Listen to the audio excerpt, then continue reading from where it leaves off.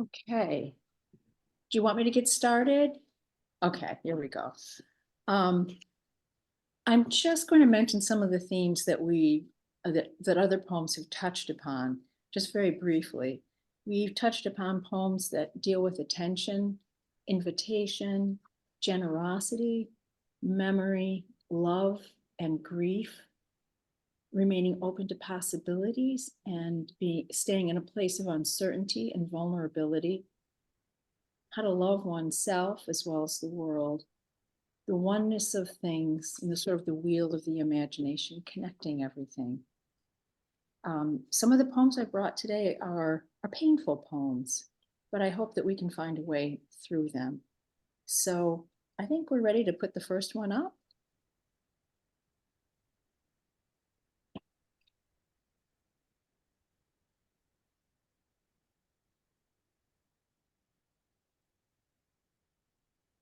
Okay.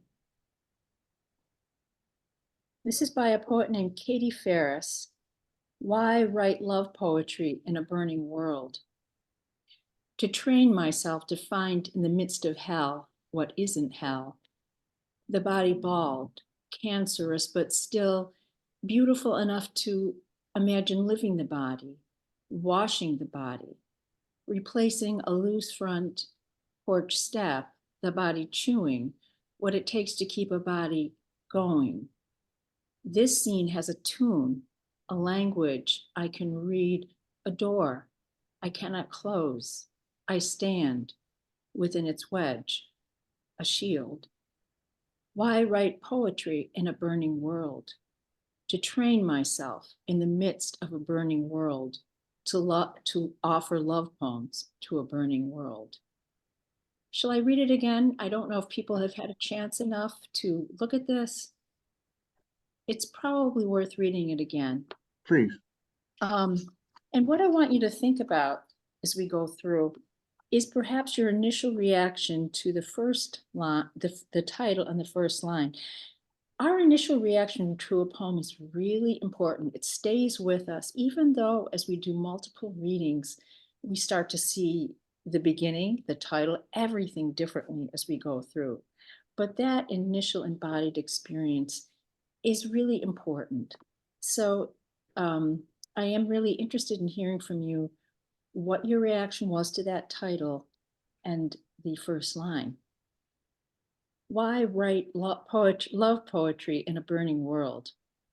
To train myself to find in the midst of hell what isn't hell.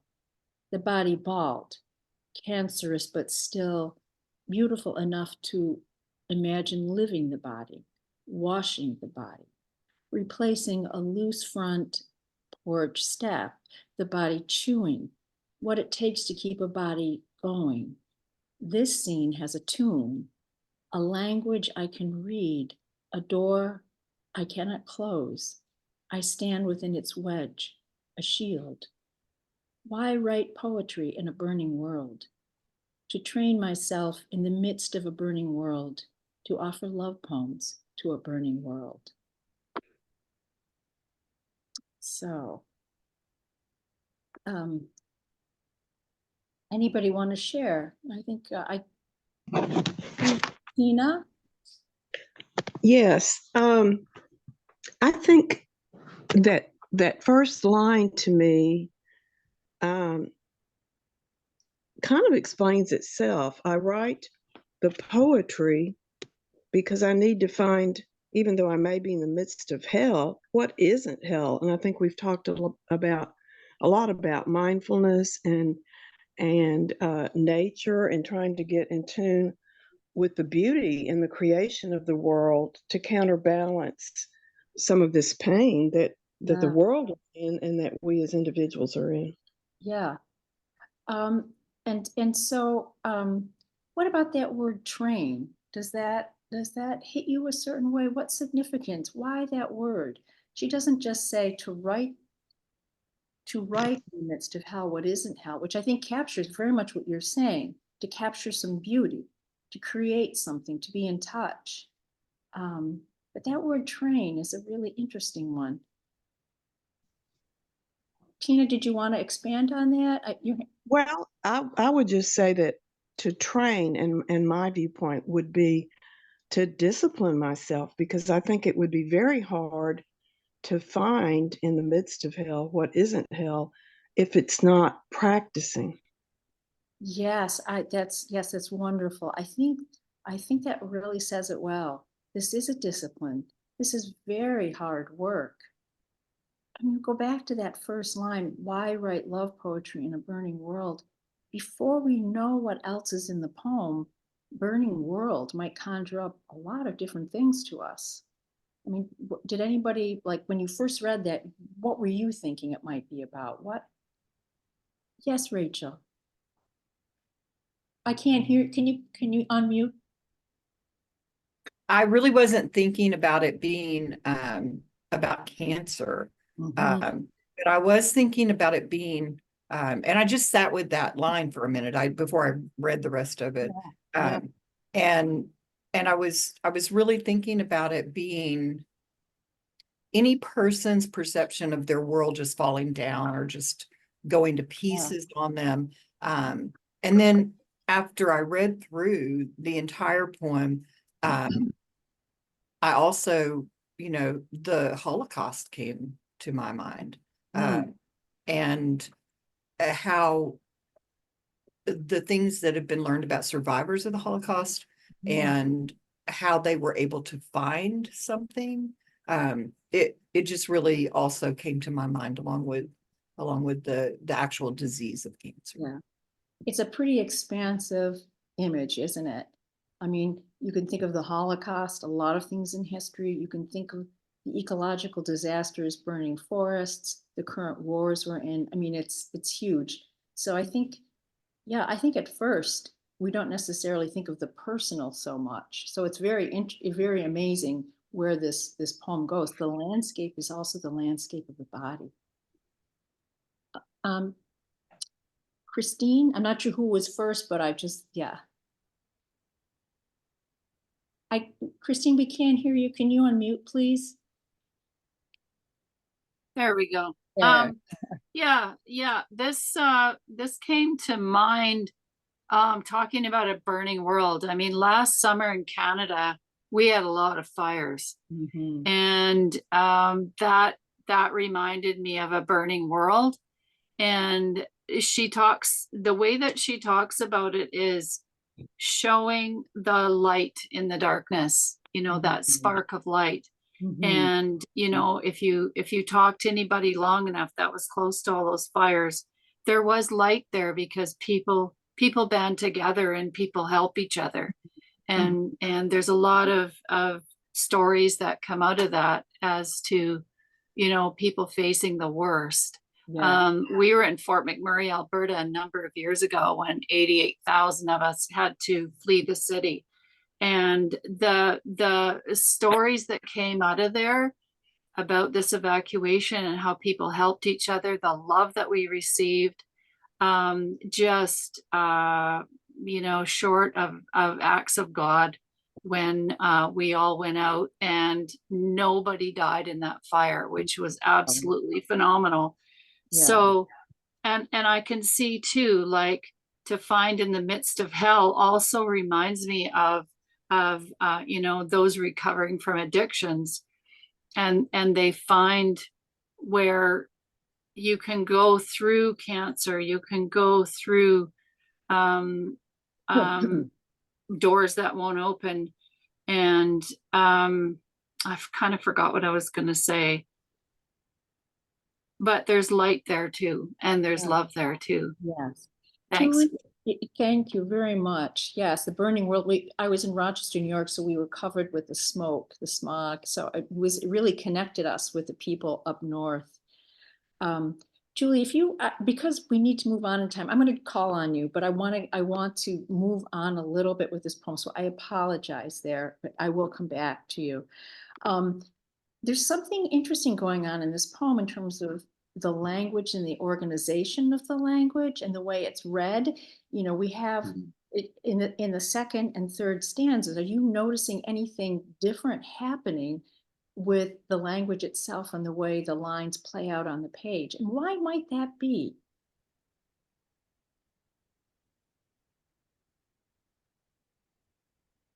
I noticed when you read the loose front porch step, the language and the structure gets at this unhinging of a world we have known and learning to walk down it and move through the language in a different way. And that was so beautiful. I was glad you read it that way. It's difficult. It can be difficult to figure out what words go with what because of the line break. She leaves you suspended, cancerous, but still, what a surprise! Beautiful.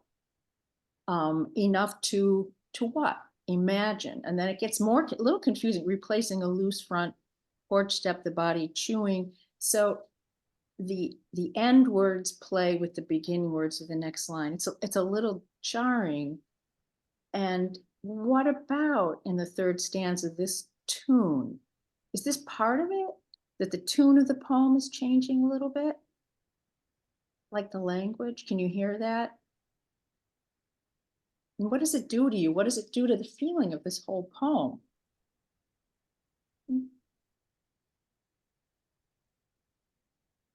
Let's go back to the word trained, right? That difficult discipline of writing the poem, that there's a little difficulty in reading the second and third stanzas. They're a little more challenging. The lines just don't play out. You have to work a little bit harder. So this is very hard work, taking care of the body. So what is this love poem? What is this door? What does this love poem do? Is this the kind of love poem that you usually think of as a love poem?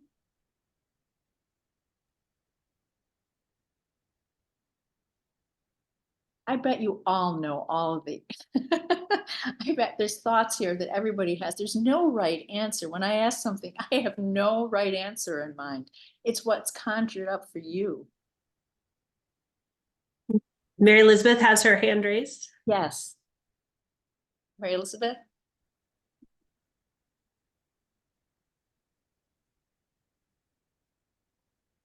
Mary Elizabeth, we can't hear you, or? Sorry. Oh, that's okay. I find the image of standing in the wedge of a door to be very powerful. Yes. We're in the midst of, within the harshness and complexity of our world, and yet everything matters. And it reflects back on that initial stanza, to train myself to find in the midst of hell what isn't hell. Yeah. It's a poem that accents the large context, the immediate context of the loose floor or loose step, and the bigger context of war and fires and so forth. And yet within it, we individually also have a sense of needing to live in it and to find what there is to love within it. Yes. So I find it a very profound love poem because it doesn't ignore the harshness of the world. It doesn't step back from it. It steps into it. That's beautiful. Yes, it is a love poem to this difficult and sometimes very terrible world. And it speaks both, the poem does the poem change the world? In what way does it change the world? Or does it add to the world? Patricia? And Jeremy says in the chat, finding little bits of meaning in a chaotic world, the act of making it through in little ways is a kind of love unfolding as it goes. Beautiful. And I think anybody that's ever been in love knows that love is not all roses and sunshine, right? That it's also the kind of real love that we experience when we're in relationship, unfolding as it goes. I love that. Yeah, and taking care of the self and the other and the home is in itself a love poem. This love poem isn't just a poem, it's an act. It's an act. It's an act of taking care of the house, washing the body. It almost becomes sacramental, taking care, eating. When you're sick like that, it's hard to eat. So she stands. Is she the shield? She's standing between life and death. And she puts a poem there, a poem that connects it all. So when we get to the end, Is it the same as the beginning? Why write love poetry in a burning world? Does it change for you by the ending?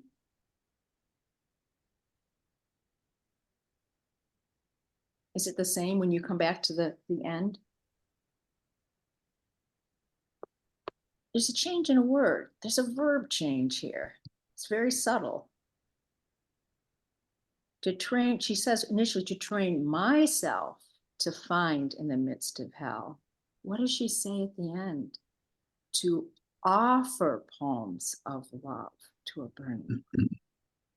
It's a shift, isn't it? It's a gifting. And I see, I'm trying to keep, I'm not really good at keeping up with the chat, but as Julie said, love is a verb. This is just like the love poem, love is a verb. This is a very active kind of loving that's difficult. I'll tell you a little bit about her. She is the wife of Ilya Kaminsky. I don't know if anyone knows who Ilya Kaminsky is. He was born in the Ukraine, profoundly deaf, also a really marvelous poet. And a few weeks ago, a friend of mine here in Rochester knows him. I actually had him as a student once years ago. And he was underground, in tunnels underground, teaching children about rhyme and meter and poetry while the war was going on above.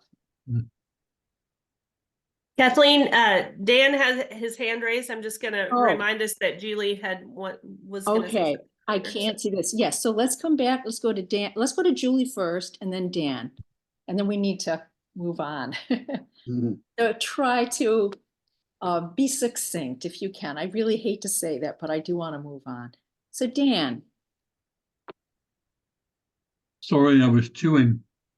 That's okay. You got to chew to keep up. You got to do, Yes, it's important. It's a part of the poem. It is. My reaction was that this is a love poem because it's a gift to us. Yeah. She's demonstrating how in the midst of pain and hell and a burning world, we can have hope. We have to work at it, but it's really a statement about faith. And if she can do it, we can do it. Yes. And I'll be succinct and stop there. Beautiful. And yet she's adding to the beauty and love of the world. She's adding to it by this creation. And Julie, where is Julie? Here I am. I can't see you on my screen, but okay, yes. Back a while ago, I was just going to comment on the forest fires in BC because I'm in British Columbia as well. You can take the poem very literally. Yes. But just for a last comment, I would say, for me personally, when there's been the biggest lows in my life, poetry has been like a lifeline for me. So it can really function as a true lifeline in my experience. Yeah. Beautiful. And I'm sorry you came last, but I think that's a beautiful way to end our discussion of this poem. It really is. So thank you. Thank you. Okay, let's move on to the next poem. And this is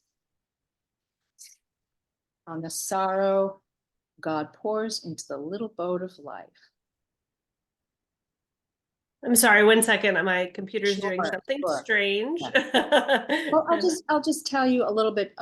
There is a quotation that begins it from a poem by Anne Sexton. I don't know, you don't have to have read Anne Sexton's poem, but this quotation, and God was there like an island I had not rowed into, was part of a poem that she wrote about her growing up in a harsh family. And she herself, I think, struggled with who she was in that family, in going to school. And later in life, she really did struggle with depression. She did commit suicide, but she was a very spiritual person. So in a way, she's referring in this poem to a time when she was younger, when she had not yet found God. On the sorrow God pours into the little boat of life by B.H. Fairchild. And God was there like an island I had not rowed to, Anne Sexton. I stand in the punk rock aisle of Rhino Records, mindlessly watching an old video of a Supremes concert, trying not to think of anything really, giving myself to sounds from 50 years ago that celebrate nothing now except my own youth, my own 60s, when the world was ending and beginning all over again.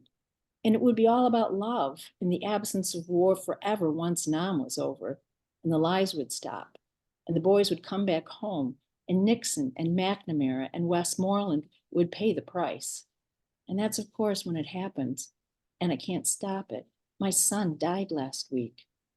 Until the young woman standing next to me bends down quickly, reaching to help pull me up. And I try to make a joke of it, saying, thank you. 50 years ago, I would have asked you to dance. And she says, sir, I would be happy to dance with you. And so we do for a few seconds there in the middle of the punk rock aisle. She is so very sweet. I am terribly sorry for your loss. And I thank her. And once again, I know as if by physical touch alone, the innocence and kindness of the hopeful before the world disappoints them. And it all seems like some awful rowing toward God in a hard rain, one wave, one lie after another. And they are so tired, the oars so heavy, that they slowly open their hands and pray and lean into the dark.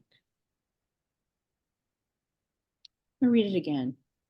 Again, this is a poem that offers us it's a powerful title that offers us a lot. And so as I read it again, perhaps think about the shifts that this poem makes, where it kind of starts out, what it moves to. And this poem has quite a trajectory. On the sorrow God pours into the little boat of life. Think about that. Little boat, what an image of life. Our lives seem little. The little boat of life, this immense sorrow being poured into it as if we could drown with it. I stand in the punk rock aisle of Rhino Records, mindlessly watching an old video of a Supremes concert, trying not to think of anything really, giving myself to sounds from 50 years ago that celebrate nothing now except my own youth, my own 60s, when the world was ending and beginning all over again. And it would be all about love and the absence of war forever once Nam was over, and the lies would stop, and the boys would come back home, and Nixon and McNamara and Westmoreland would pay the price. And that's, of course, when it happens, and I can't stop it. My son died last week. Until the young woman standing next to me bends down quickly, reaching to help pull me up. And I try to make a joke of it, saying, thank you. 50 years ago, I would have asked you to dance. And she says, sir, I would be happy to dance with you. And so we do for a few seconds there in the middle of the punk rock aisle. She's so very sweet. I am terribly sorry for your loss. And I thank her. And once again, I know as if by physical touch alone, the innocence and kindness of the hopeful before the world disappoints them. And it all seems like some awful rowing toward God in a hard rain, one wave, one lie after another.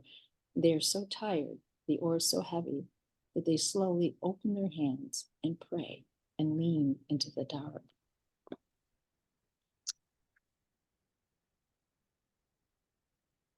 So,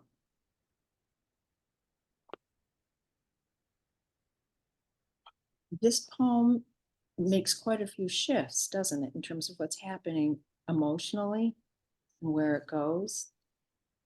Any thoughts on that? Are you surprised between the title, where it starts out and where it goes to? Tina has her hand raised. Tina? I really highly relate to the first half of the poem, because I remember, the 60s and everything that happened, good, bad, and ugly and otherwise. And then the second half of the poem, I really relate to also because I've had a recent death of a sibling that was very, very hard to deal with.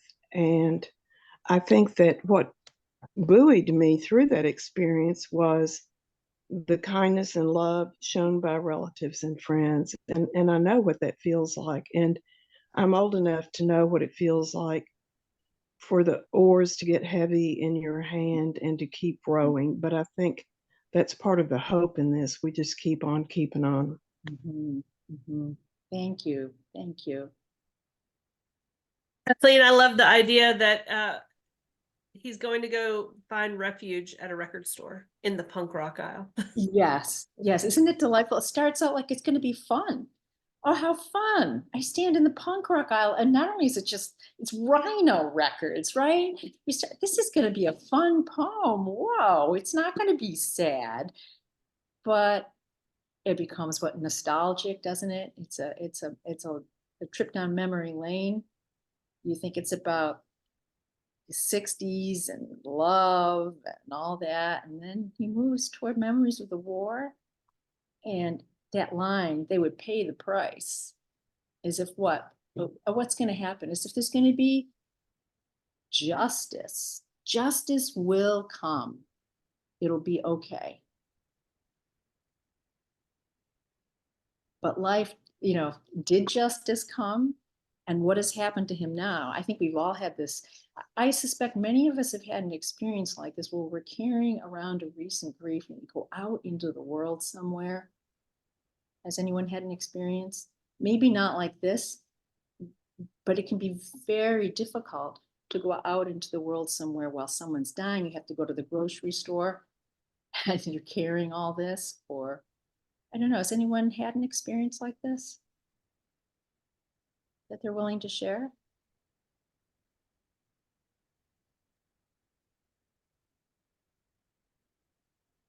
Kathleen, I think it can feel like being lost. That kind of going out in the world can feel like you're lost. Lost. And you're having a hard time connecting with it. Suddenly, yeah, it is. Imagine the different ways this could have played out.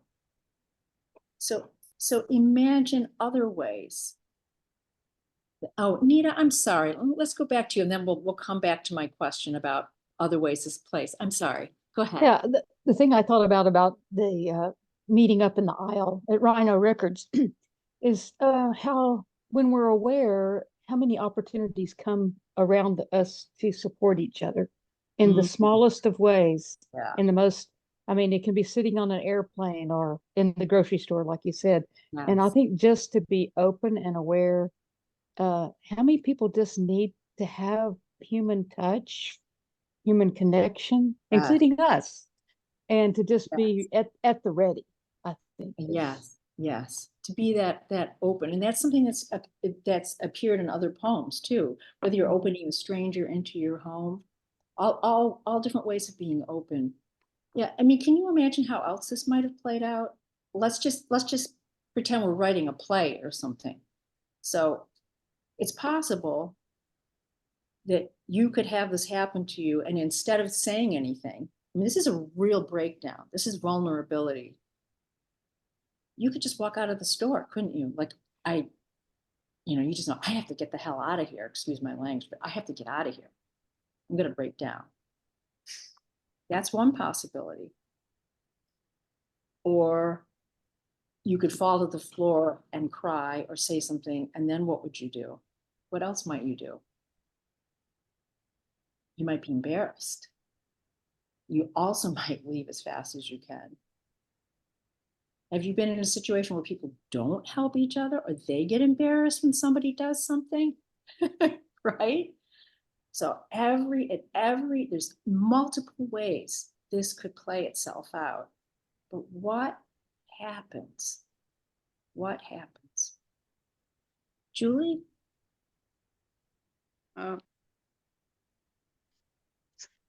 Sorry. Here I am. Oh, I'm sorry. How it plays out is that there's this thread of suffering, and that hope is in the suffering all through it. And it's interesting that when I was coming home on the bus the other day, I could see that a young man was really distressed, and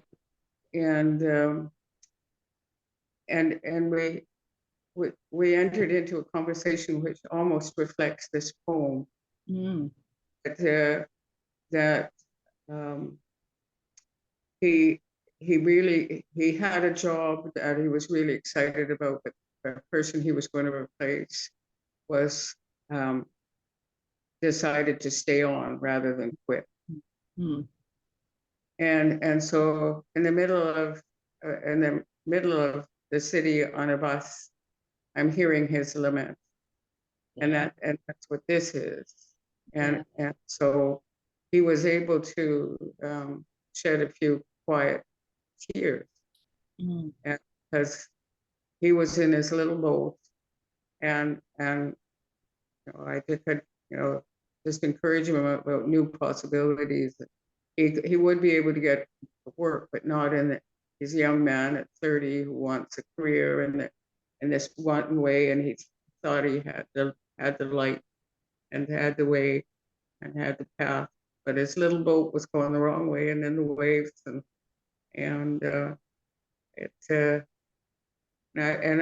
he wants to be in the restaurant industry, not working in construction and stuff like that. I said, well, work in construction, make lots of money, over a short time, and then make your own restaurant.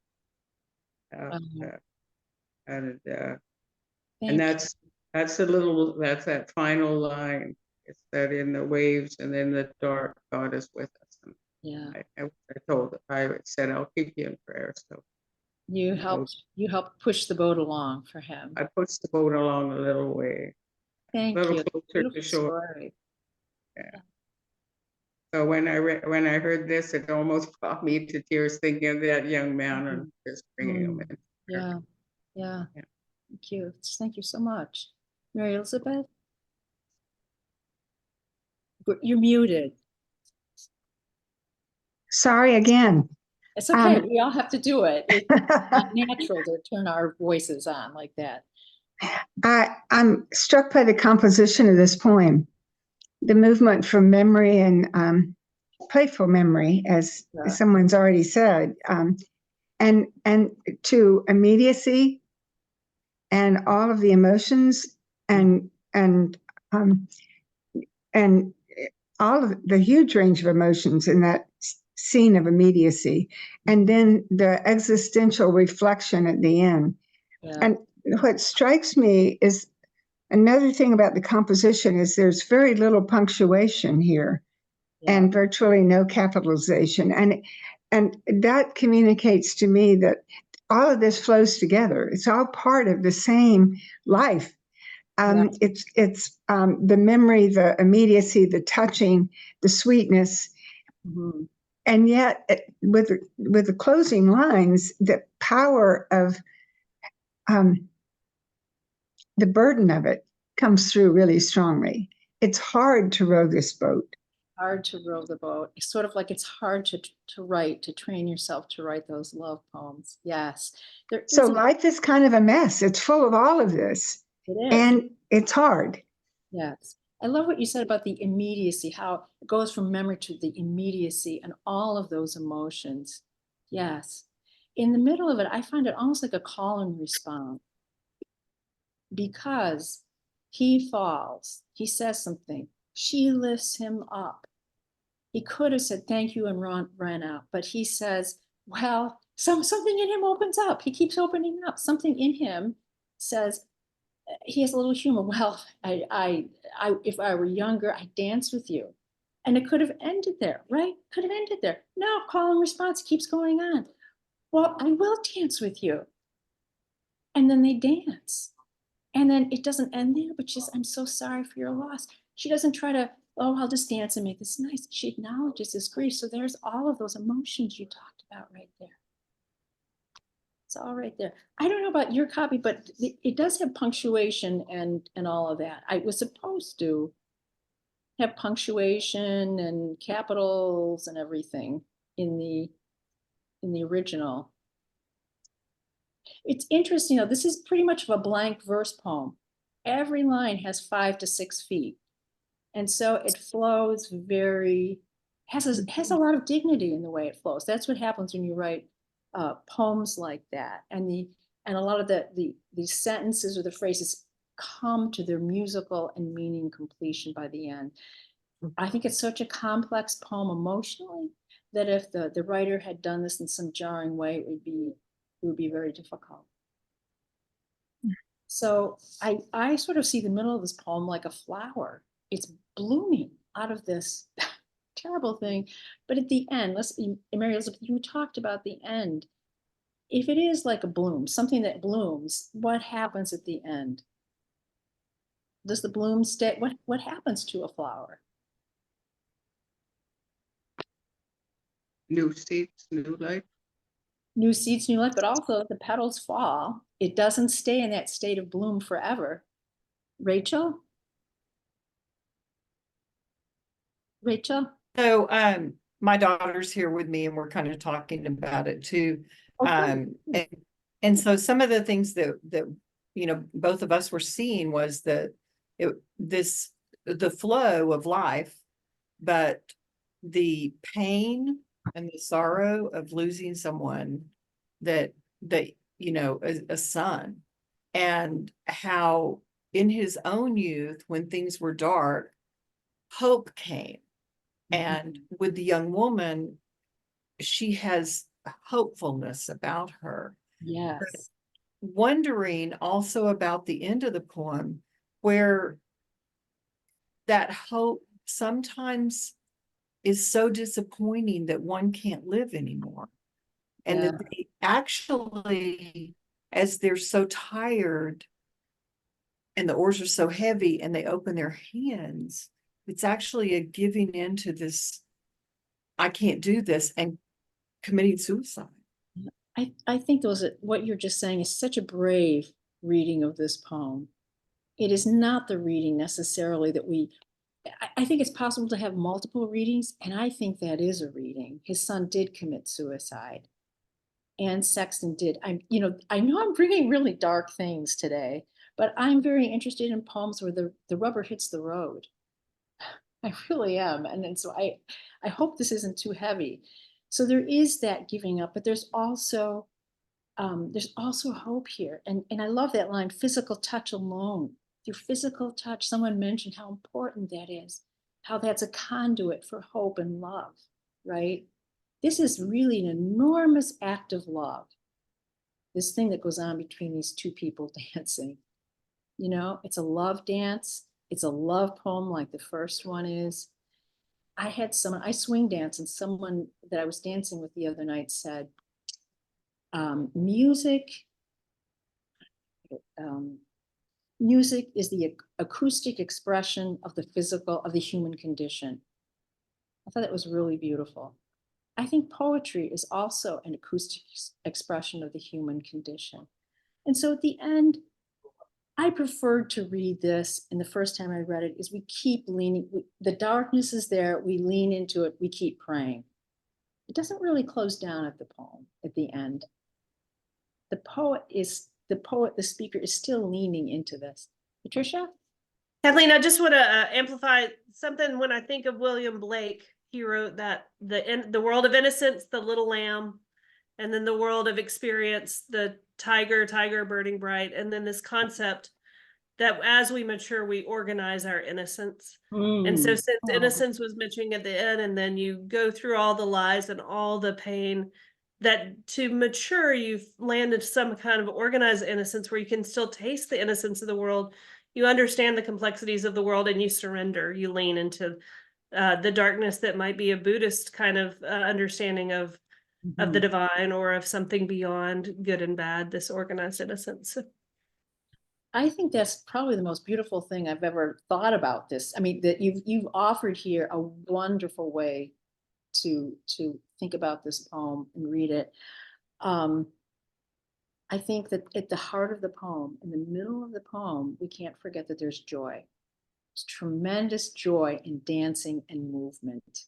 It's delightful. We love that. We all love that moment in the poem. And I think it still stays with us. We have two more poems to get through. Julie, do you mind if we move on, or maybe put in the chat what you would like to say? Is that okay? Would that be okay? I'll put it in chat. Okay, and we will read it. I think if we do one last poem, I think it will be Whose Mouth Do I Speak With? And maybe we'll just read the last poem. you know, we won't have to, I think it's pretty self-explanatory. Suzanne Rancourt is a member of the Abenaki and Huron tribes. She grew up in Maine, and she's very interesting. She's done a lot with counseling and trauma, dancing, and so this is from her collection, Billboard in the Clouds. Another one where the title is very interesting, Whose Mouth Do I Speak With, by Suzanne Rancourt. I can remember my father bringing home spruce gum. He worked in the woods and filled his pockets with golden chunks of pitch. For his children, he provided this special sacrament, and we'd gather at his feet, around his legs, bumping his lunchbox, and his empty thermos rattled inside. Our skin would stick to Daddy's gluey clothing, and we'd smell like Mama's pine sol. We had no money for store-bought gum, but that's all right. The spruce gum was so close to chewing amber, as though in our mouths we held the eyes of coyote. And how many other children had fathers that placed on their innocent, anxious tongues the blood of tree? So as I read it this time, maybe think about, we've talked about immediacy, the immediacy of experience. What makes this poem bring this experience? It makes it so alive to you. Whose mouth do I speak with? I can remember my father bringing home spruce gum. He worked in the woods and filled his pockets with golden chunks of pitch. For his children, he provided this special sacrament, and we gather at his feet, around his legs, bumping his lunchbox, and his empty thermos rattled inside. Our skin would stick to Daddy's gluey clothing, and we'd smell like Mama's pine sol. We had no money for store-bought gum, but that's all right. The spruce gum was so close to chewing amber, as though in our mouths we held the eyes of coyote. And how many other children had fathers that placed on their innocent, anxious tongues the blood of tree?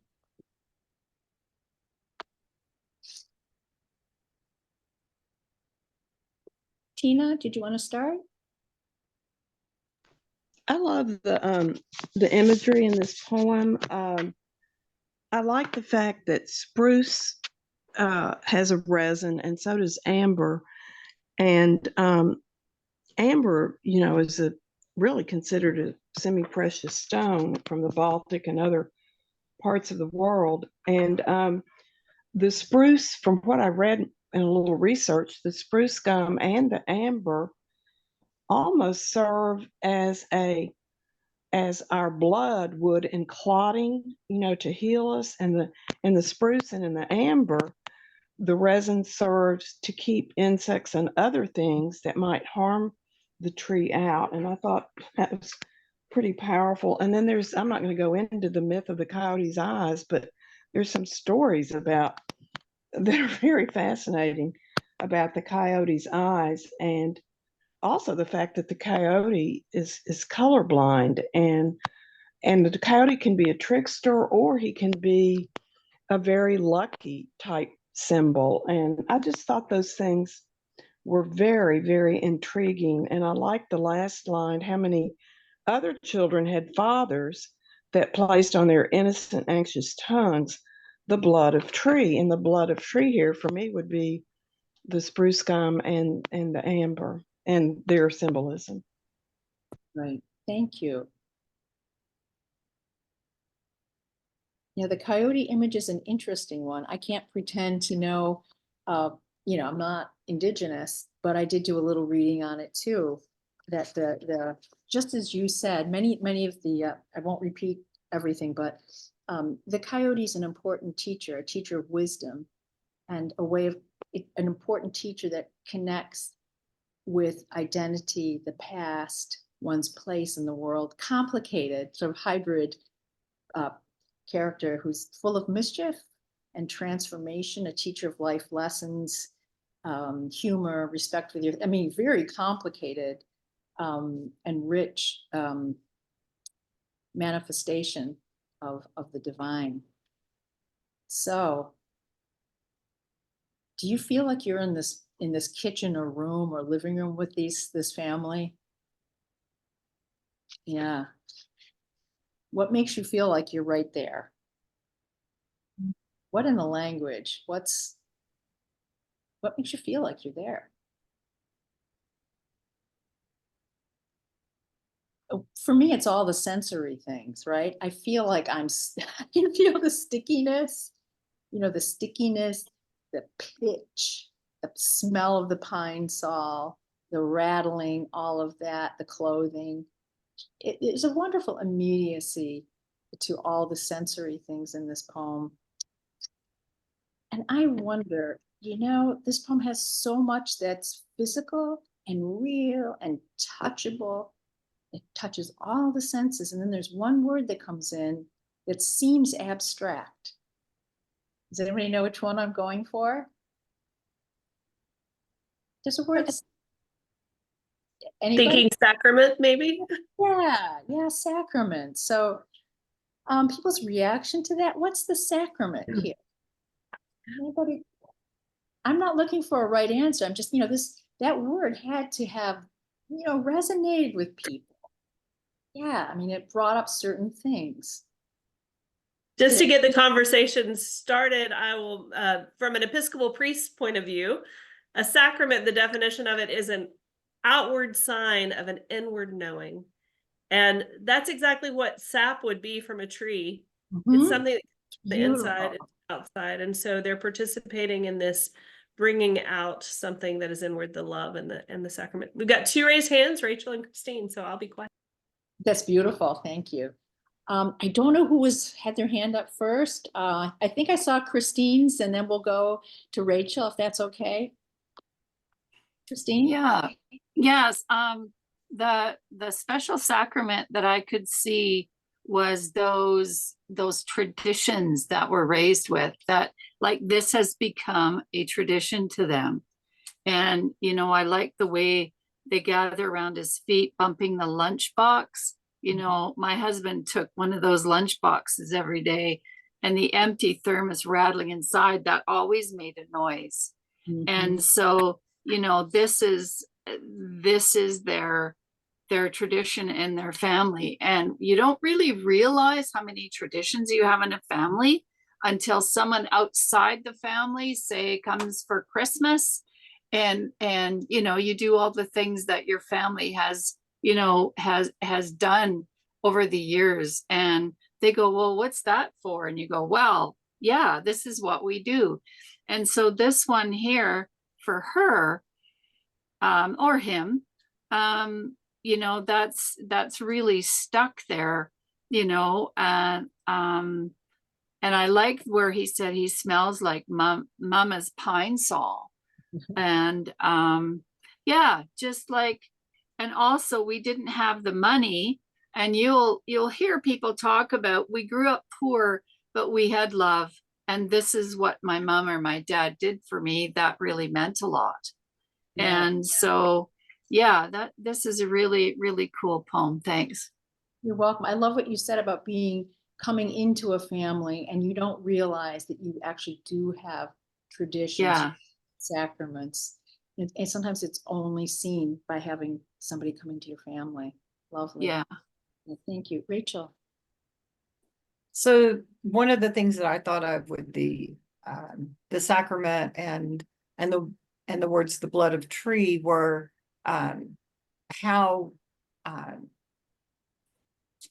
this world that we know, in North America was so cared for, and only things were used that were really needed, and they were used in ways that protected the environment, and how when we came to this country, it became more about just using things without really any regard for what the waste would be. And I'm actually thinking of the tree as being a sacrifice to that. That is beautiful. Yes, it is. And there's a reciprocal relationship, right? Always in this world. You're making me think about the sacrament as this. The sacrament isn't just perhaps the sap. It's the whole thing. You can tease it apart. You can say there's the tree and the sap and the Father and the earth, but really it's the whole thing. It's all interconnected. The spirituality is really everything is sacramental. Every action, everything has a potential sacredness that you can't really tease apart. And it really expands, I think, the notion of what a sacrament is or what is sacramental. Jay. Just want to put in a word for the eyes of coyote. Good. And holding in your mouth the eyes of coyote. And for those of us who come from Christian settings, we know what it's like to hold in our mouth the blood of Christ. And that's the symbol we use. And for some, that's symbolic. Oh, it's, but for others, it's the real presence. Mm-hmm. But I like the switch to the eyes of coyote. And that offers a kind of sparkle to it. And it changes things. It shifts your gestalt. Yeah. So I want to say to my Episcopal priest friend, Patricia, you think that's the blood of Christ, but it's really the eyes of coyote. I love that. That would preach. Yeah. And the eyes of coyote are the eyes of wisdom, the eyes of being, the eyes of mischief. It's yes. But holding in your mouth, it's powerful. That's such a physical. I mean, it is physical. It is physical. It's tasting the world, and in tasting this resin, you've tasted the wisdom of coyote. You've tasted earth. You've tasted love. You've tasted all of it. Yeah. I can almost imagine someone saying, "Could I have some more coyote?" You might get in trouble. Oh, yeah. I really love this poem too, and I like it. The more and more I read it, the more and more I like it. Yes. And you know what? I hate the smell of pine sol, but I love the smell of pine sol now that it's in this poem. It's changed it utterly for me. We only have a couple minutes, but let's read the last poem because I think it's a poem that would be refreshing at this point. We probably won't get a chance to talk about it, but anyway, it's by Seamus Heaney, who is a very famous Irish poet, really a master of sound. So we'll just read it. And I'll just say, as I said, because we're not going to have a lot of time to talk about it, postscript, you think, a postscript to what? And then the first line is, and, so it's almost as if it's an afterthought, a postscript to a letter, a postscript to a conversation. It begins so very casually. And then I think I'll just give a little bit of a sense of I'll describe the poem a little bit, read it, and then we'll have to leave it there. So it's almost like an afterthought. It's very casual language. And then suddenly there's specific directions to go somewhere. And then these two landscapes that you're in the middle of on the other side. It's really a wonderful poem about contrasts and dichotomies and being in the middle of it. Such rich language, wonderful imagery, really, again, feel the immediacy of this landscape. And then suddenly he says, no, get out of the car, stop. And you gets out of the car and what? He's buffeted by the wind and he's caught off guard. This is a poem about opening. And many of these poems have been about opening and trying to stay open in the middle of difficulty. Postscript by Seamus Heaney. And sometime, make the time to drive out west into County Clare, along the flaggy shore, in September, October, when the wind and the light are working off each other, so that the ocean on one side is wild with foam and glitter, and inland among the stones, the surface of a slate gray lake is lit by the earth's lightning of a flock of swans, their feathers ruffed and ruffling, white on white, their fully grown, headstrong-looking heads tucked or cresting or busy underwater. Useless to think you'll park and capture it more thoroughly. So this is an interesting line. If I leave you with one question, what does he mean by you are neither here nor there? Something to think about. You are neither here nor there. A hurry through which known and strange things pass. as soft buffetings come at the car sideways and catch the heart off guard and blow it open. So I'd say, may all of these poems and may poetry do that to you. I think that's what poetry does. So I have to leave you in a couple minutes. We have a couple minutes here. If anyone would like to comment on the poem, and I hope it leaves you in a more hopeful place. And I thank you for sticking with this conversation. These are difficult poems. They're very difficult poems. Anybody? I hope, does this poem make you feel like going out somewhere? Is there a place that you would direct somebody else to go to? It might be it might be a poem that inspires you to write a poem. By the way, give someone some directions to a place. Help them imagine it. Such a quiet group today. I hope I haven't made you so serious. It reminds me of the Harjo poem from last week about our hearts blown open by the eagle. So again, returning to nature, blowing us open. And that is a great tool for the journey to remember that nature has that power. That's beautiful. It has that power. So go out into it. We all had a cosmic experience of being in nature. And one thing about the eclipse, whether you had a disappointing one or not, millions of people being out in nature. If anything, that was magnificent. Yeah. Jay, you had a comment. Oh, I just want to say I love the phrase "you're neither here nor there." And I think there's a lot of moments in life when we're neither here nor there. And they come in different ways, but I saw the full eclipse myself. Yeah. We were in the zone of totality, the path of totality. Yeah. Here in Arkansas. And it was incredible. Yeah. It was incredible. I think anybody in Arkansas that saw it would say the same, or Texas. Yeah. I envy you people. It blew us open. It blew us open. Blew you open. It blew us open. Yes. And so many of the poems that we've had from the very beginning have done that. They've blown us open a little bit. And, you know, yeah. Okay, well, I do have to leave. I have to teach a class now. So thank you so very much. And Thank you, Kathleen. That was great. thank you all. Okay, take care. We'll see everyone next week. Yes, indeed. Thank you very much.